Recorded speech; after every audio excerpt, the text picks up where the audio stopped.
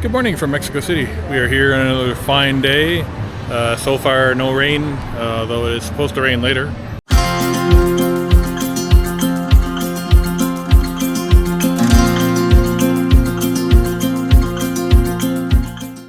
We're just out for a little walk here this morning. Went and got some breakfast at a local place.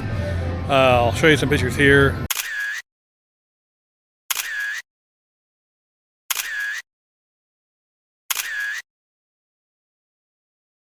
That'll probably keep me going until supper time. That was quite a meal.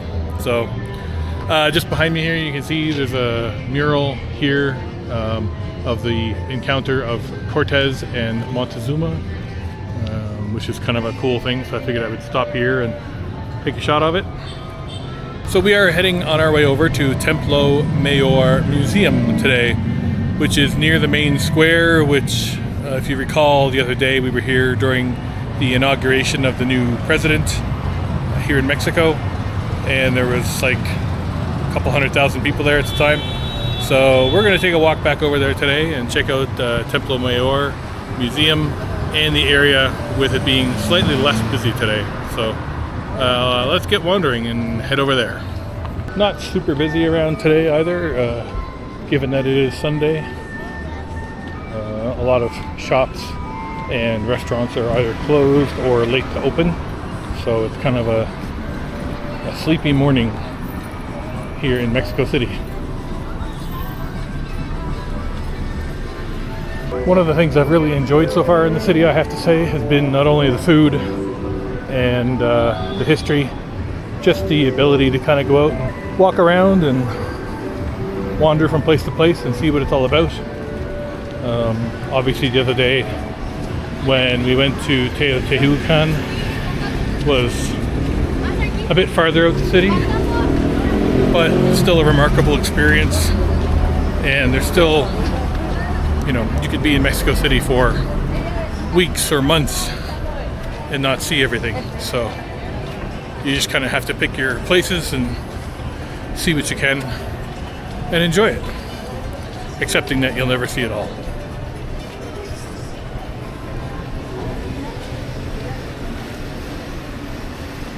We're just taking a walk up through this market street here, and not only is there Halloween stuff here, but I've also heard some Christmas music from a couple shops that had Christmas stuff for sale.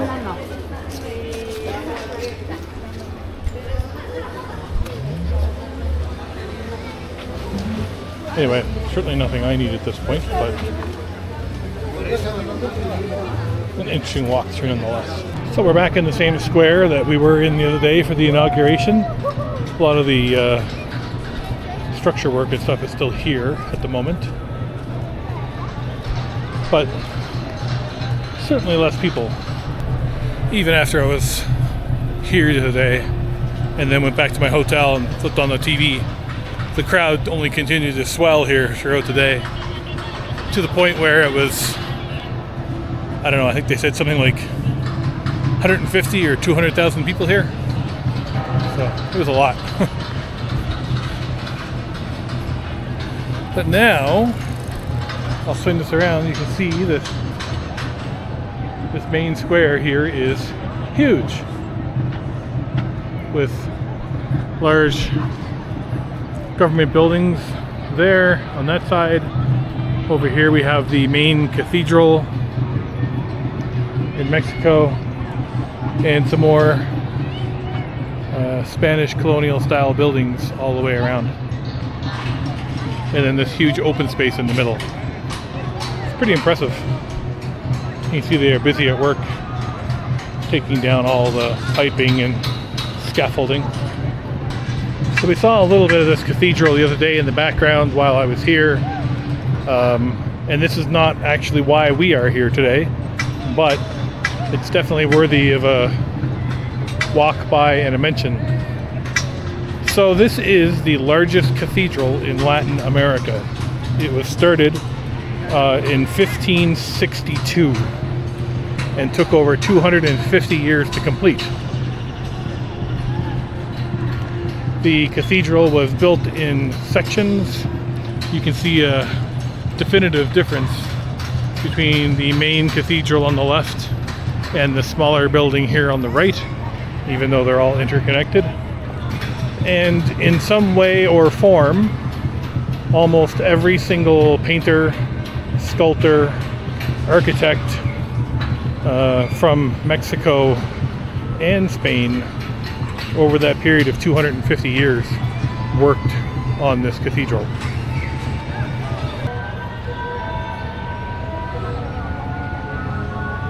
It's a gigantic building, especially as you get closer to it, you realize just how big it is.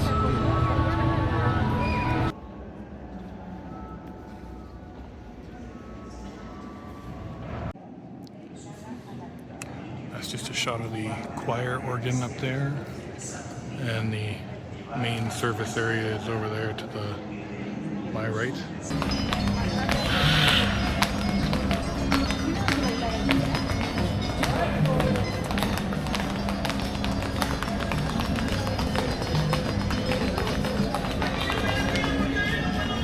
So we're going to make our way back over this way. The building is very impressive. Again, I try to not get too much in the way when there's ongoing services, but that place was especially impressive. You can see why it took 250 years to complete as well. The detail both inside and outdoors is just insane. You know, as I've said before, I am by no means a religious person. I can certainly respect the effort that has gone into some of those grand buildings, and not just for, you know, Christianity. You know, as we saw at Teotihuacan, you know, there were lots of people here with lots of religion well before the Spaniards and Christianity ever arrived here. So, the actual reason why I'm up here today is to look at, as I said earlier, Templo Mayor. So, Templo Mayor was the original location of the Mexicali people that, when the Spaniards arrived, they then built this building directly on top of the existing temples. So in the 70s there was an effort to do some archaeology work and recover some of the lost remains, and there's a museum at Templo Mayor as well showing off some of the things that they found, and they've also uncovered some of the original building foundation and so forth that was here at the time. So that's where we're headed. Might be a little busy today because it's Sunday, and I believe some or all museums are free for locals, and I know this one is, so might be busy, but we'll see how it goes.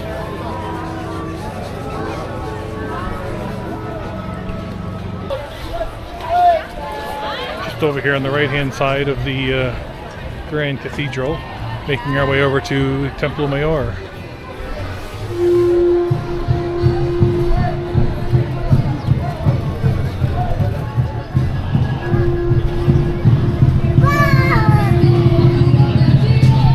So we're going to go inside in a second to the museum to have a look around, but I just wanted to get a shot of this first.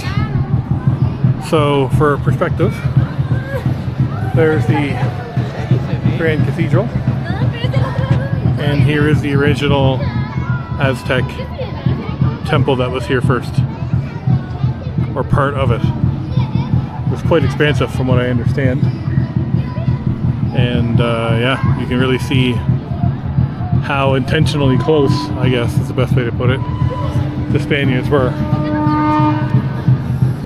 So Templo Mayor actually consisted of two separate shrines.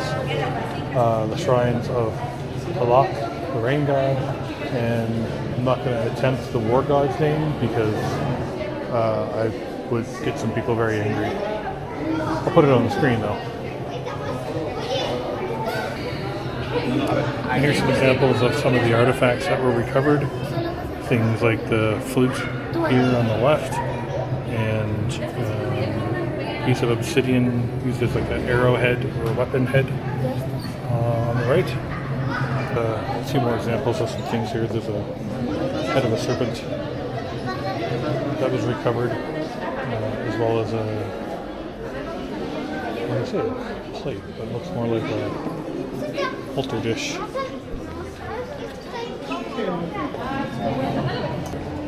And some pottery.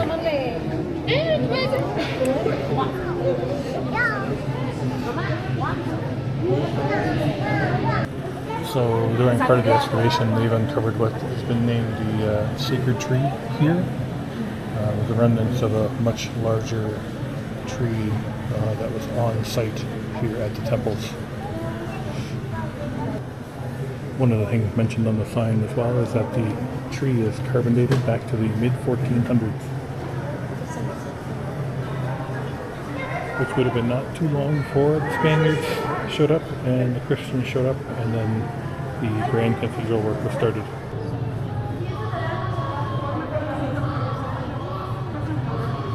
Some examples of some of the materials that were used in the construction, things like basalt, wood of course, stucco, and some other examples there as well.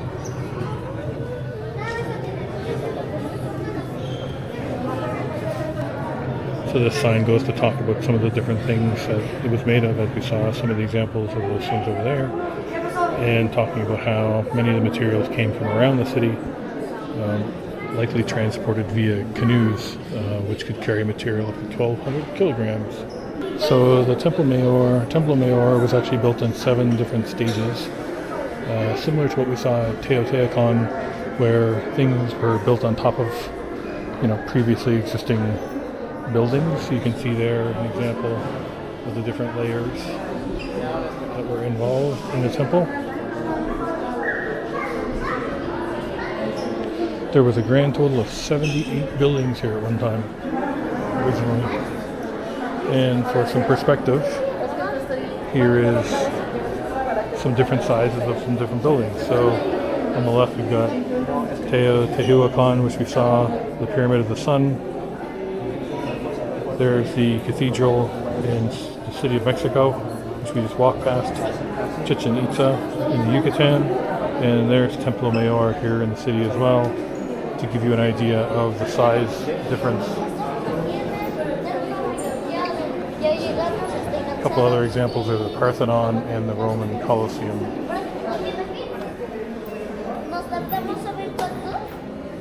So here you can see 2 different stages of the plaza that were built here over time.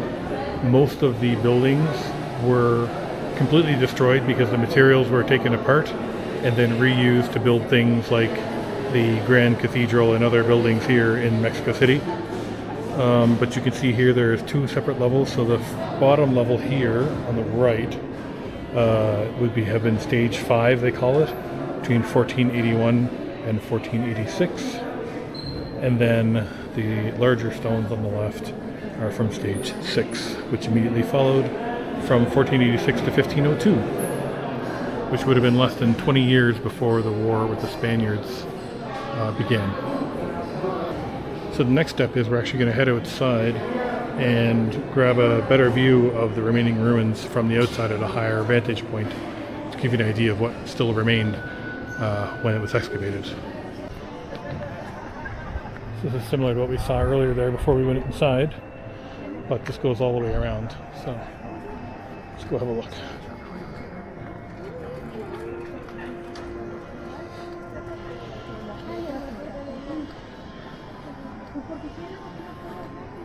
It's actually a pretty big space. I didn't realize how far over it goes that way.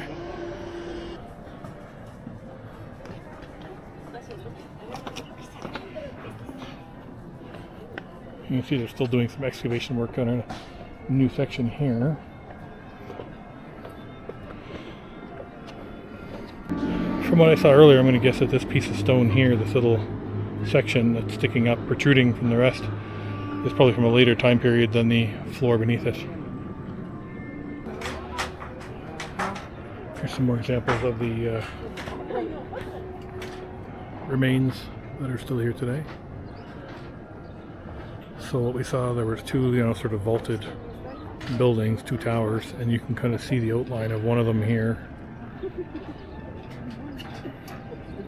Must have been quite the impressive building when you see it fully assembled. So from here you can kind of see the angle on the ground that went up towards the main temple building.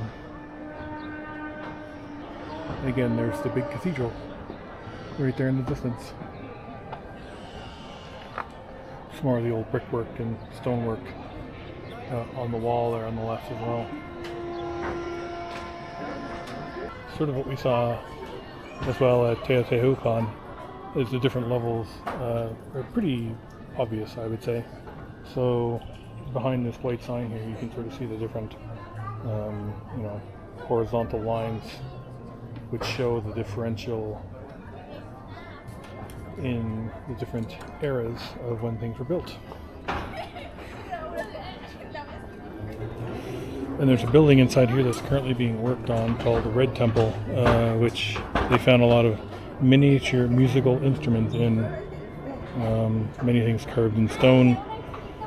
Won't be able to get a video of it, I don't think, but can definitely see some of the original painting and stuff on the rocks as well. Sorry for the vertical, but I don't have a lot of them to work with.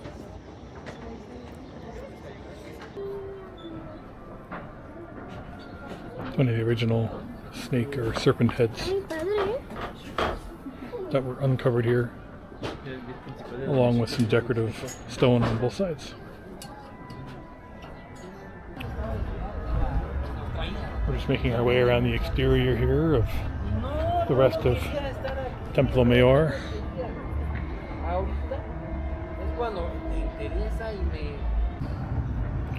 I was a betting man. I would say that at one point this was probably a sewer system of some sort.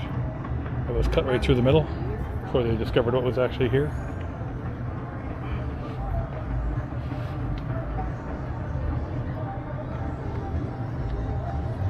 Alright, I'm just walking around the perimeter here now.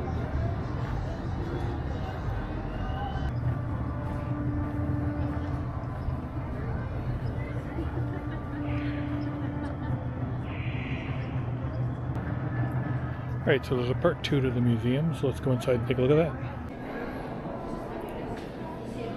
There's kind of a model get-up of what the larger area looked like. You see Templo Mayor in the back there with the two peaks, and then the other associated buildings around it. So these are all carved skulls that were recovered on the grounds that probably would have adorned the sides of the building at one point.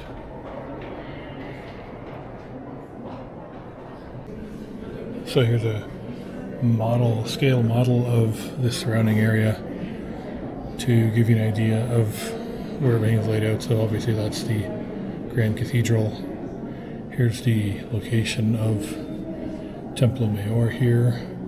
I was right about that being an old sewer pipe that came across. And then on these little pedestals you can see where some artifacts were located around the area in some of the more modern buildings. We saw some of these before and I thought they were incense pots, and I was correct.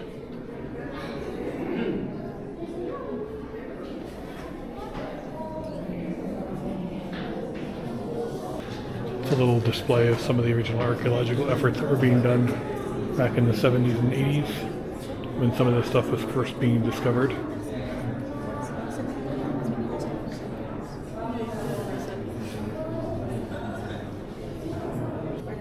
Some examples of some more of the stuff that they found that would have been dated between 1469 and 1481.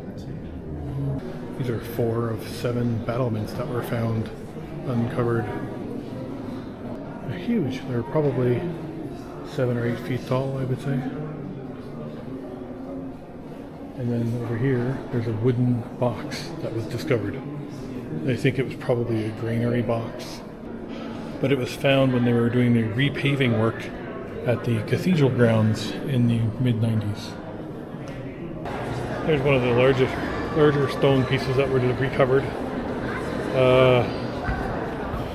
12 feet square, 15 feet square. Get down to that in a minute. This museum is massive, by the way. It's at least 4 floors. Here's an example here of one of the serpent heads with what the original painting on it would have looked like. And this was recreated based on the original pigments that were found on some of the actual heads. Just to give you an idea of how brightly colored the whole place would have been.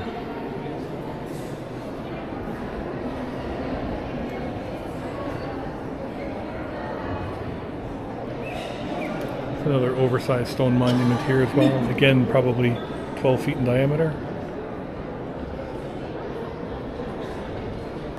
So this pot was made of green stone and was carved to look like their god of death, whose name I still will not try to pronounce, but we'll put on the screen again.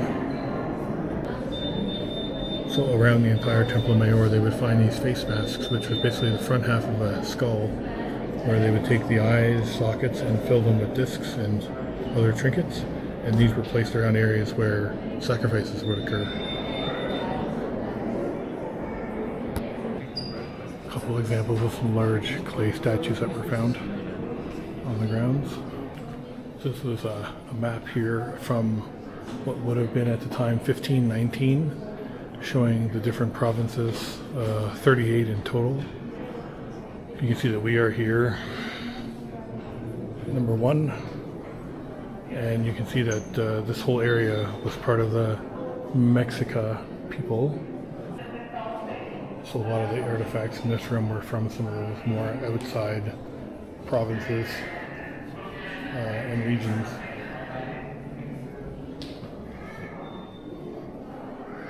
Lots of stone masks, for example, carvings, necklaces.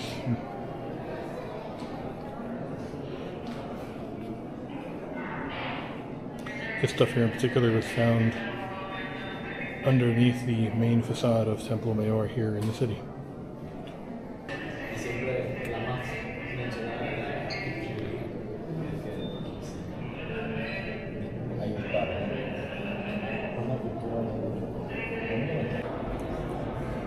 So this was a ceramic sculpture representing the god of death for the Aztecs, and this was actually found here at Templo Mayor between 1994 and 1997. And the piece hanging below the ribcage was actually his liver, because the belief was that the liver was closely related to the underworld, which is where this deity resided.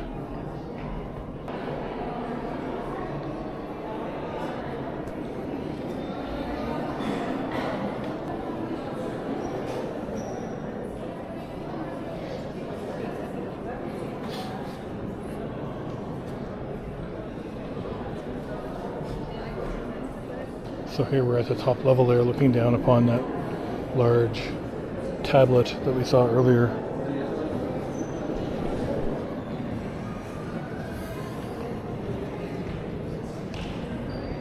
And here's that large round one we saw earlier as well.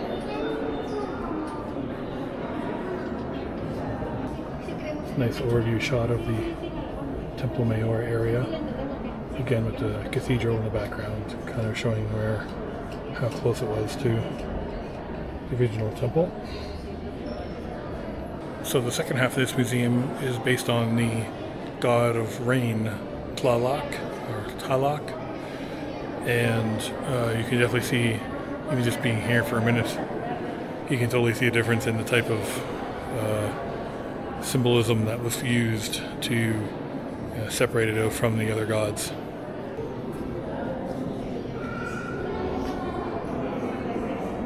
Here's a very large stone conch shell that would have been crafted sometime in the late 1400s, stage 4 as they call it, and was first excavated in about 1980.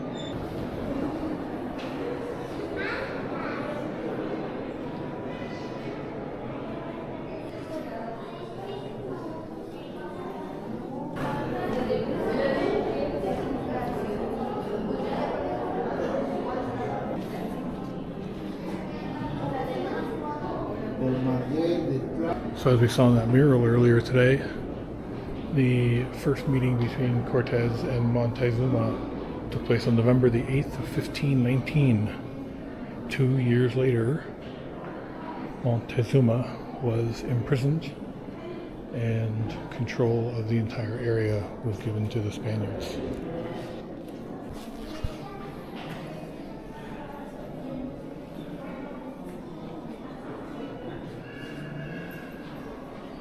So this last section deals with post-conquest, arrival of the Spaniards, and the control that they asserted in the area. You can see on the map there in the background showing the maritime routes that were established between Spain on the right, Mexico in the center, and then the Far East, China and the Philippines and Japan. So these are some examples of some of the carvings that the Spaniards made in some of the existing material that was here. When they were fighting the locals from 1519 to 1521, they would obviously leave their mark to try and dissuade or demoralize the locals by destroying what was already here.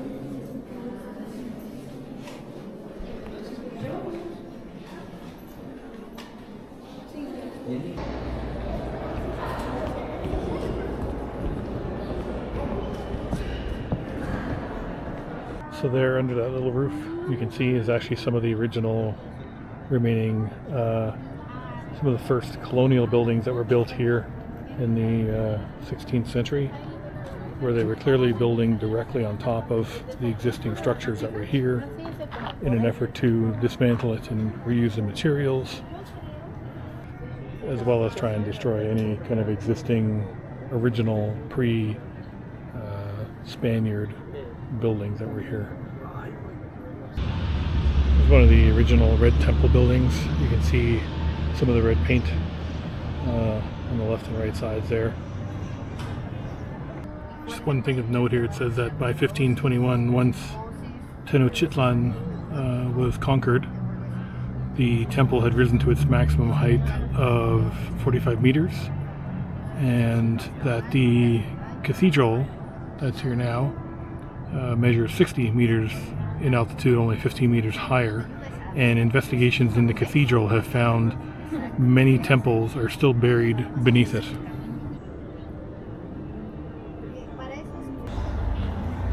Some more of the original temple buildings that have been uncovered here. Again, you can see down here with the original paint on the bottoms over there as well.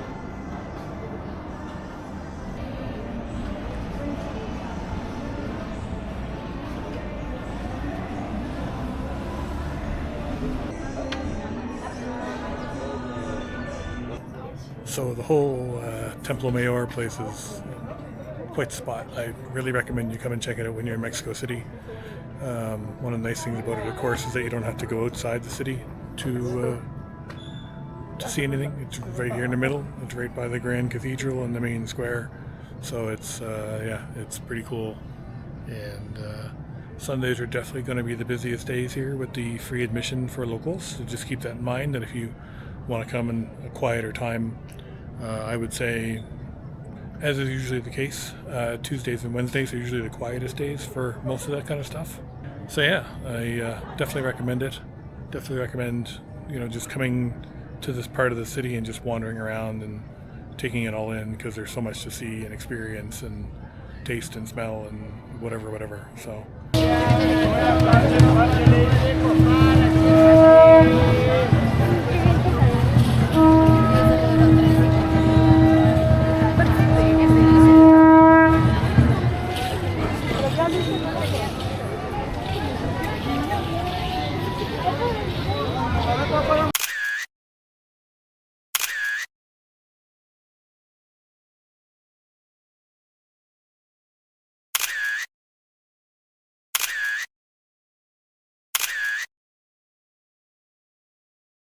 Good morning from Mexico City.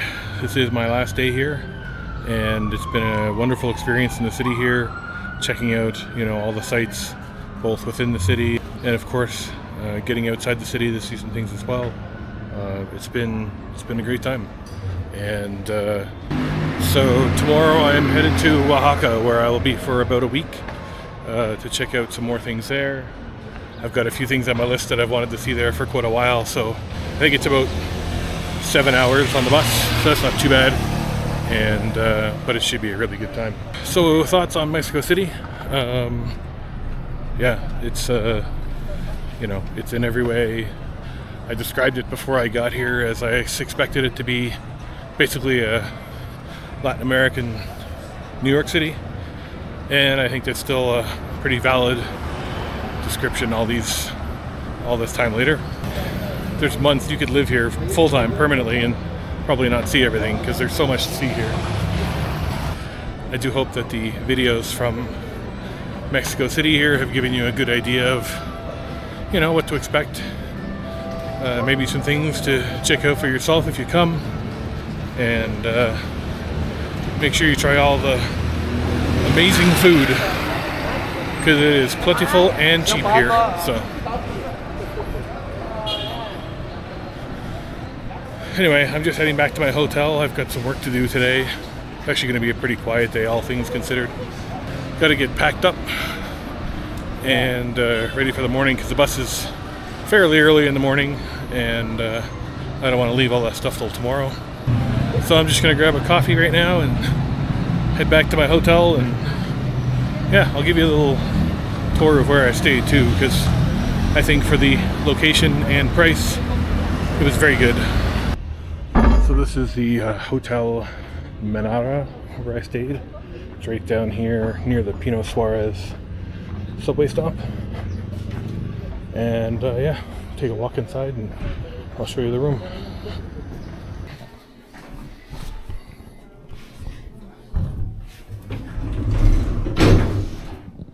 Alright, so I thought I'd give you just a quick room tour here before I go. So I stayed at the Hotel Menara here in Mexico City. It's in the historical district of the city, near Pino Suarez and a couple of other like subway stations and bus stations and stuff. So it's super convenient. Lots of restaurants around in the area.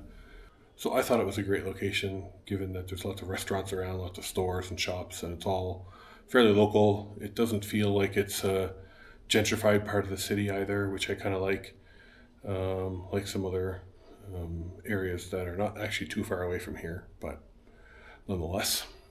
So this is the room I stayed in. I've been here for 12 nights, I think, in total. And yeah, I mean, this worked out really well. It was a comfortable queen size, king size bed with a nice fan over top, so that gave lots of cool air, moved the air around really well. Had a nice big desk and dresser drawers here for clothes. Nightstands, which was nice because that actually had both USB and power charging, and controls for all the lights, and the fans were right there, so that was super handy. Nice window here. It goes into the interior courtyard, so there's not really much to see, but these did have blackout blinds on it, so it made it extra dark for sleeping, which I like. And your standard bathroom with a shower, stall, sink, toilet, the whole bit. So I'll put the details here on the screen. It worked out to, I think, 700 pesos a night, which was, it's a little higher than what I've been spending in some other places, but I'm paying here for the location and the convenience and all of that on top of it. So that was okay. Any criticisms, I guess, would be that the hallways echo a lot. So if there's somebody out in the hallway or doors closing, that kind of thing, you can really kind of hear that quite clearly. But other than that, front desk staff were great, super friendly. Elevator here to get up to the third floor.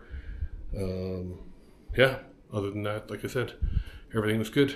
I don't really know how it would be in the heat of the summer without air conditioning, but this room never got super hot, even with the fan off and all the windows closed and all that kind of stuff. So I suspect it'll probably be okay here as well in the summertime without the air conditioning. Anyway, that's the room tour.